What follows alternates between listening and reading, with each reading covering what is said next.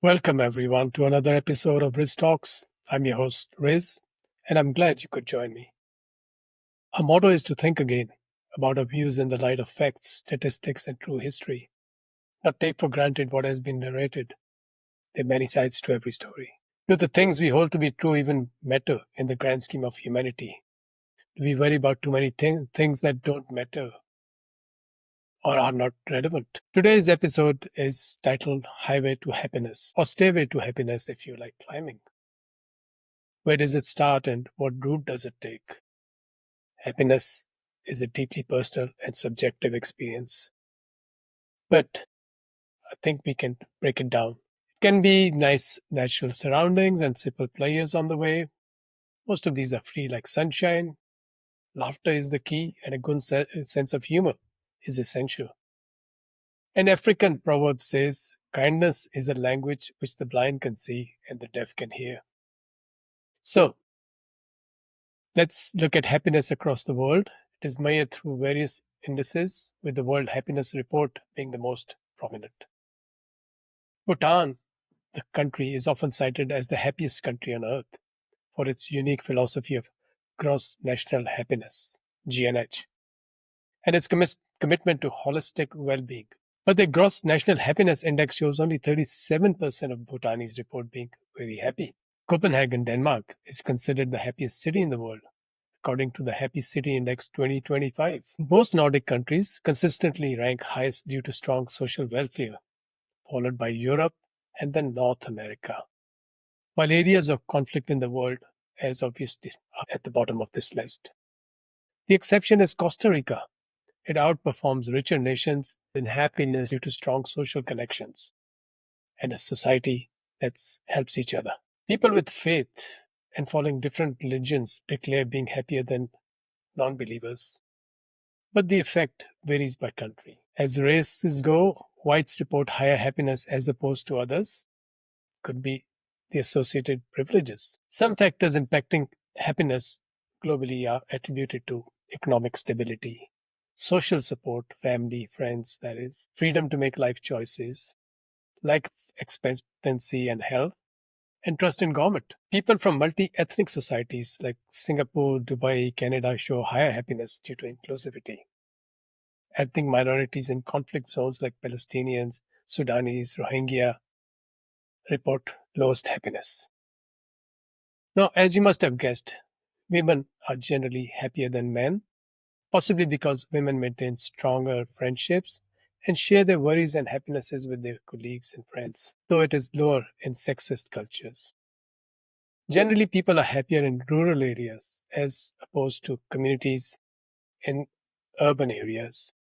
It is perhaps they have closer, stronger community bonds. But in poor countries, in rural areas, people are not as happy because of limited opportunities. So it's a big mix, but at the end, are the rural Scandinavian women the happiest?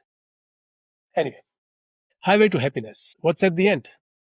As any good recipe for a good output, we should have quality ingredients such as self awareness and self respect, healthy social connections, be able to practice gratitude, engage in activities we love, help others, manage stress and negative emotions.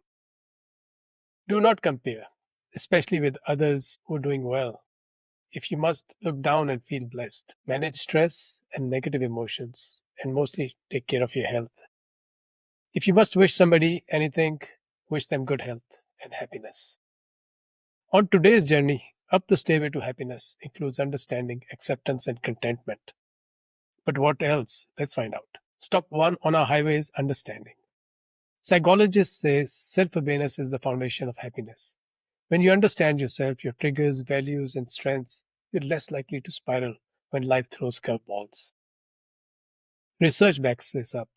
A study by Sutton found that people with high emotional intelligence, basically understanding yourself and others, report higher life satisfaction. So, first, understand yourself and then try to understand people around you. Next, stop. Acceptance. We are talking about accepting yourself and your circumstances. It's about saying, this is who I am, flaws and all. Easier said than done, right? Acceptance doesn't mean settling, though it's not about giving up. It's about saying, okay, this is my starting point. Think of it as the foundation of a house. You can't build happiness on denial. Research by Hayes, Truss, Saul, and Wilson on acceptance and commitment therapy, ACT, shows that embracing difficult emotions leads to greater psychological flexibility and, yes, happiness. So, next time you feel bad, don't fight it, accept it, name it, maybe even hug it. Just don't let it overstay its welcome. Stop 3 on our way is contentment. This one's tricky because it sounds like settling, but it's not. It's again about appreciating what you already have while still striving for growth. It's the art of saying, I'm good with this, but I won't mind a little bit more. Upgrading from economy to premium economy on a flight. Science time. A study of Emmons and McCullough found that practicing gratitude, literally listing things that you're grateful for, boosts happiness and reduces depression. Gratitude journaling, anyone? That's where you record things that you're grateful for every day. Or maybe just mentally appreciating little blessings, smelling the roses. So, contentment is about having it all. It's about noticing what you have. If you can master that, you're already halfway to happiness. Is that it? No. Here's the twist: the highway doesn't end with contentment, there are more steps. Purpose, for example, is a huge one. When you feel like your life has meaning, whether it's through work, family, or even hobbies, it lights up your happiness centers like a Christmas tree. A popular African proverb about kindness is, as I mentioned, a language which the blind can see and the deaf can hear. So I repeat it. Another step is connection. We are social creatures, even the introverts amongst us. Having strong, supportive relationships is like a happiness turbo boost. Not the likes on social media that you get, but people close to you. And finally, don't forget curiosity. Happiness is about learning and growing. As the wise philosopher Socrates said, an unexamined life is not worth living. To sum it up, does the highway to happiness has understanding, acceptance, and contentment? Absolutely. But don't stop there. Add purpose, connection, and curiosity. And remember, the highway is not a race. You're allowed to pause, rest, or even dance on the way. Everybody's journey is different.